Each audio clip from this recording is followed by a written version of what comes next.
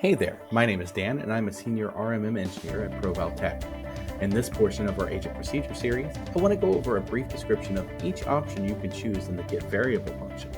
I will list each one and describe what it is, how to use it, and if it needs additional details. Let's get into it.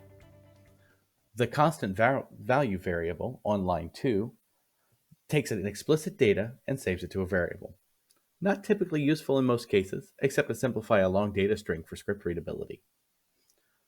Your registry variables, registry value and 64-bit registry value, simply return the value of a specific registry key. It needs the key defined in the details. We have several different variable functions for directory items. These are directories specified in agent settings within the VSA. All of the following do not require additional details to be provided, such as the agent installation directory path, which is where the agent is installed, the agent install drive, which just returns the drive letter of where the agent is installed.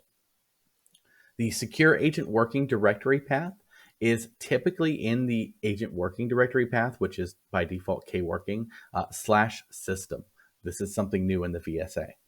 Of course, the agent working directory path, again, defaults to kworking, but can be customized in the VSA. And our user temporary directory path, which varies based on endpoint. We can also get file data using variables. This type of getVariable function does need the file name provided in the details. File content simply reads the file provided and dumps it in as one long string into a variable.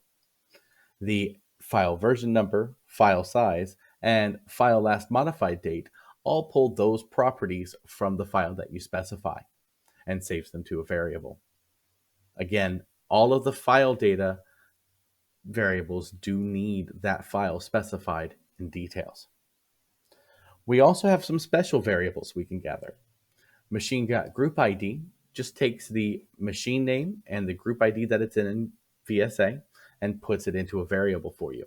This can be handy if you're sending an email about a procedure that is run or generating an alert. We want to see which machine is alerting. SQL view data will only be used in on-premise VSA servers and is rarely used at that. It takes a view within the SQL and pulls data from that view. It is very specific how the details need to be set up for this. We want to do the SQL view followed by the column. And then if you want, and it's not required, you can follow that by a machine.group ID, which you can use the previous variable to. If you have in your column name a space, you have to surround that in brackets.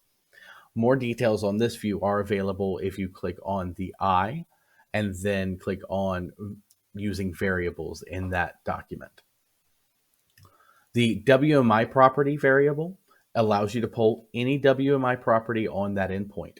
In this case, we're using free physical memory to see how much memory is available on that endpoint. We can use that for monitors, alerts, checking to see if we want to run a specific procedure before we run it, things like that. The syntax for this will vary based on what you're polling. And again, like SQL view data, more details are available in the documentation. Another special variable type is expression value.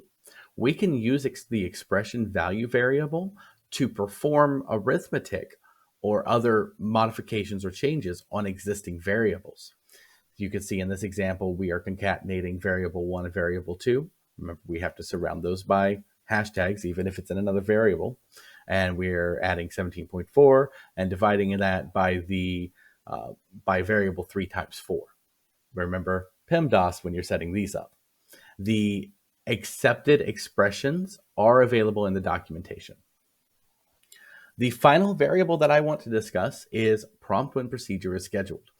I like to use this one a lot because it just allows the scheduling technician, in most cases me, to schedule the procedure and fill that variable, kind of like constant variable, at the time of scheduling.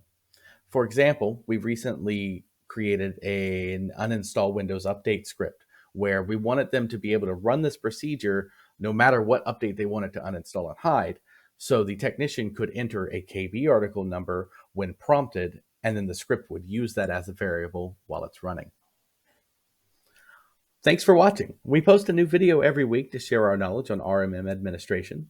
And more about these variables, the VSA documentation goes into each type in detail. Again, you can find that by clicking the little I in the right-hand procedure properties pane. If you want to learn more about what we do, visit probeltech.com. There is a link in the video description below.